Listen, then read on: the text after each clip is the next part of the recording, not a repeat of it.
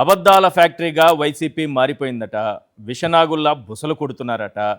జగన్మోహన్ రెడ్డి గారి ప్రెస్ మీట్లో ఆయన లేవనెత్తినటువంటి ప్రశ్నలకు సమాధానం చెప్పకుండా ఎవరో ఎక్కడో బయట వేరే పార్టీకి సంబంధించినటువంటి అధ్యక్షుడు ఒక యూట్యూబ్ ఛానల్లో ఆయన ఏదో మాట్లాడితే దాన్ని తీసుకొచ్చి వైసీపీకి పులిమేటటువంటి ఒక కుట్ర ఇది చాలా పద్ధతిగా చేసుకుని వస్తున్నారు. ఏం చెప్తారు సార్? ఎప్పుడు ఉన్నదే కదా సార్. ఎవరు విషనాగు? అసలు ఆ విషనాగు అనే క్యాప్షన్ కి బ్రాండ్ అంబాసిడర్ గా పూతుకిట్టుని పర్ఫెక్ట్ గా పెట్టచ్చు. ఎందుకంటే చంద్రబాబు నాయుడికి ఎప్పుడు కష్టం వస్తే అప్పుడు శేషావతారం ఎత్తుతాడు. 1000 పడగలు అంటారు చూసారా, ఆ అవతారం ఎత్తుతాడు అనమాట. ఆ అవతారం ఎత్తి అసలు చేతికొచ్చింది రాస్తాడు, నోటుకొచ్చింది ప్రింట్ చేయిస్తాడు. తన ఇష్టం అన్నమాట. ఇంకా నీతి నిజాయితీ ఉన్న వాళ్ళైతే ఇప్పుడు కిరణ్ గారు చాలా ఆయన యొక్క మనోవేదన్ని బయట పెడుతున్నాడు. వాళ్ళు అడుగుతున్న క్వశ్చన్స్ అన్నిటికీ కూడా మరి గవర్నమెంట్ సమాధానం చెప్పాలి కదా. ఎక్కడ సమాధానం చెప్పడానికి ఉంది సార్? నీతిగా నిజాయితీగా వీళ్ళు చేశాము అని గనక చెప్తే మరి ఇప్పుడు ఆయన అడిగారు కదా, ఒక్క 10 మందిని మీరు ఎన్నిక చేసుకున్న వాళ్ళని మా ముందు నుంచోబెట్టండి, మేము వస్తాం, సేమ్ క్వశ్చన్స్ మమ్మల్ని వేయండి, వాళ్ళని వేయండి మా ఎదురుగుండా, ఎవరు పర్ఫెక్ట్ గా సమాధానం చెప్తారు, ఎవరు క్వాలిఫైడ్ అనేది మీకు తెలిసిపోతుంది కదా అని చెప్పని వాళ్ళు అడుగుతున్నటువంటి చిన్న క్వశ్చన్ కి మరి ఈ ప్రభుత్వం సమాధానం చెప్పలేకపోతుందా అని మేము అడుగుతా ఉన్నాం సార్.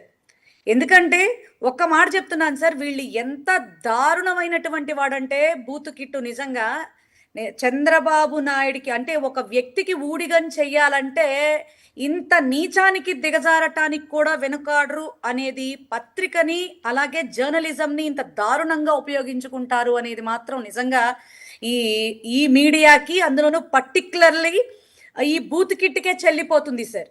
రాష్ట్రంలో డిఎస్సికి సంబంధించి అన్యాయం జరిగిందని ఎంతో మంది ఉద్యోగులు కన్నీళ్లు పెట్టుకుంటూ జగన్మోహన్ రెడ్డి గారు, ఇప్పుడు ఆయన అన్నారు, జగన్మోహన్ రెడ్డి గారు మమ్మల్ని ఏం పిలవలేదండి, మేము అప్రోచ్ అయితేనే ఆయన మాకు అవకాశం ఇచ్చారు అని.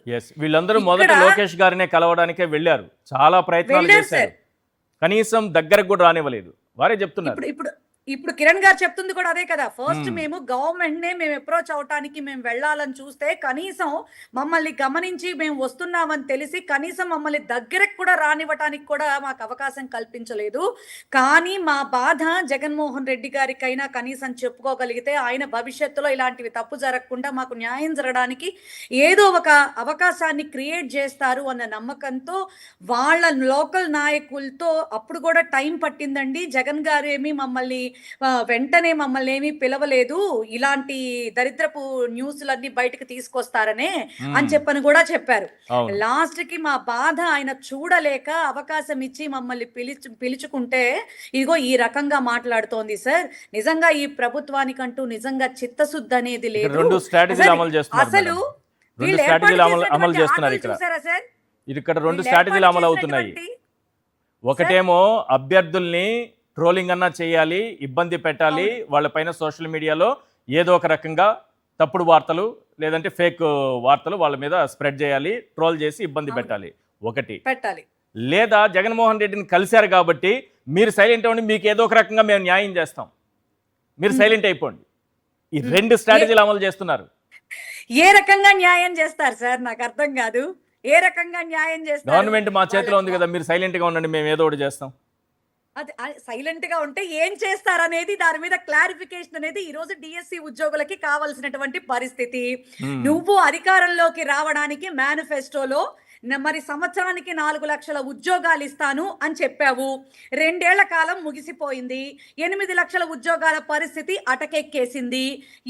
మరి ఖాళీలు ఉన్నటువంటి డిఎస్సి ఉద్యోగాల్లో సార్ మీరు చూస్తే 16,000 ఉద్యోగాల్లో 6,100 ఉద్యోగం మన జగన్మోహన్ రెడ్డి గారి టైంలో, అంటే మా ప్రభుత్వ టైంలో దిగిపోయే ముందు అనౌన్స్ చేసినటువంటివే సార్.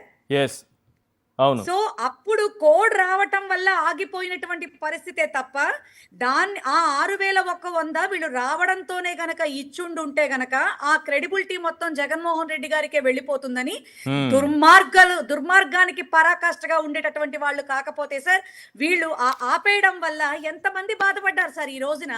నాకు తెలిసి వయసు పరంగా కూడా ఎలిజిబిలిటీ పోగొట్టుకుని ఉండుంటారు కదా ఈ 2 ఏళ్లలో. మరి ఇది ఎంత దారుణమైనటువంటి విషయం సార్. పైగా విష నాగుల ఆ. ఇలాంటి వాటిని క్వశ్చన్ చేసినటువంటి వాళ్ళు పేటిఎంసా?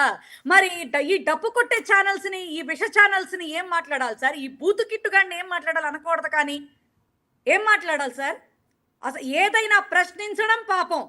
జగన్మోహన్ రెడ్డి గారు ప్రశ్నించినా, వారి సైన్యంగా మేం ప్రశ్నించినా, లేదా బాధితులు ప్రశ్నించినా అసలు ఎంత దారుణంగా ట్రోల్స్ చేస్తారో ఐటీడీపీని ఒక దాన్ని పెట్టుకుని అడ్డంగా అసలు ప్రతి ఒక్కళ్ళని క్యారెక్టర్ అసాసినేషన్ చేయడాలు, ప్రతి ఒక్కళ్ళని కూడా మానసికంగా ఇబ్బంది పెట్టడాలు, లేకపోతే కేసులు పెట్టి వాళ్ళని బొక్కలోకి తోస్తామని బెదిరించడాలు ఒకటి రెండు కాదు సార్. అసలు ఎంత దారుణంగా ప్రయత్నిస్తున్నారంటే సార్, ఒకరేదో చెప్తా ఉన్నా, జగన్మోహన్ రెడ్డి గారు చెప్పినట్టుగా నిజంగా చిత్తశుద్ధి ఉన్న నాయకుడు అంటే జగన్మోహన్ రెడ్డి గారు సార్. ఆయన చెప్పినట్టుగా ఆయన అధికారంలోకి వచ్చిన 50 రోజుల్లోపే చక్కగా 1,30,000 ఉద్యోగాలు, నిజంగా ట్రాన్స్పరసీ అంటే అది అనేటటువంటి విధంగా ఎంత గొప్పగా యూత్ కి అవకాశాలు ఇచ్చాడు సార్. సెక్రటేరియట్ అనేటటువంటి ఒక వ్యవస్థని క్రియేట్ చేసి 40 ఏళ్ల ఇండస్ట్రీ అని చెప్పుకుంటావు, సిగ్గుపడాలి. ఆల్రెడీ మనకి సంస్థాగతంగా ఉన్నటువంటి ప్రభుత్వంలో ఉన్నటువంటి వ్యవస్థలో ఉన్నటువంటి ఖాళీలనే పూరించలేక ఇన్ని ఇబ్బందులు పడతా ఉన్నావు నువ్వు. ఒక వ్యవస్థని, గవర్నమెంట్ లోకి కొత్త వ్యవస్థని తీసుకొచ్చి 1,30,000 ఉద్యోగాలు మరి యువతకి అందించాడంటే ఎవరిది జవాబుదారీ ప్రభుత్వం సార్? ఎవరిది దగుల్బాజీ ప్రభుత్వం? ఎవరు విషనాగులు? మరి సార్ ఇవన్నీ కవర్ చేసుకోవడం కోసం ఈ బూత్ కిట్ లాంటి వాళ్ళు ఒకళ్ళు, వంశీ ఒకడు. పాపం రాధాకృష్ణ గారిని ఎక్కువ తిట్టకండి, ఆయన మంచి వార్త కూడా ఒకటి రాశారు, కానీ దాని వెనక కూడా విషయం ఉంది. నేను ఒకటి చెప్తాను. 2 రోజుల క్రితం ఏం రాశారంటే, మీరు విజయవాడ కాబట్టి చెప్తున్నా, నెమ్మదిగా నిర్లక్ష్యంగా బుడమేరు పునరుద్ధరణ పనులు, ఇది బుడమేరు పునరుద్ధరణ పనులు జరగట్లేదని ఫోటోలతో సహా రాసుకున్నారు.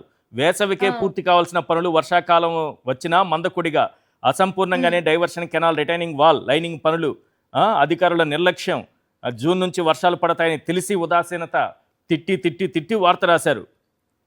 ఇది వార్త. అంటే దాన్ని బట్టి ఇప్పుడు నన్ను మెచ్చుకోమంటారా సార్? అంటే ముందు చిన్న గీత ఒకటి రాశాడంటారా?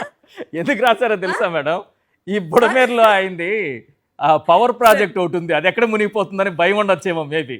మరి నిజంగా నీకు రాష్ట్రం మీద అంత ప్రేమ ఉంటే, ప్రజల మీద అంత ప్రేమ ఉంటే, రాయలసీమ ఎత్తిపోతల్ని పక్క రాష్ట్రానికి చంద్రబాబు నాయుడు గారు తాకట్టు పెట్టేస్తే ఒక్క అక్షరం ముక్క రాయలేదు, నువ్వు బుడమేరు మీద ప్రేమ చూపిస్తావు.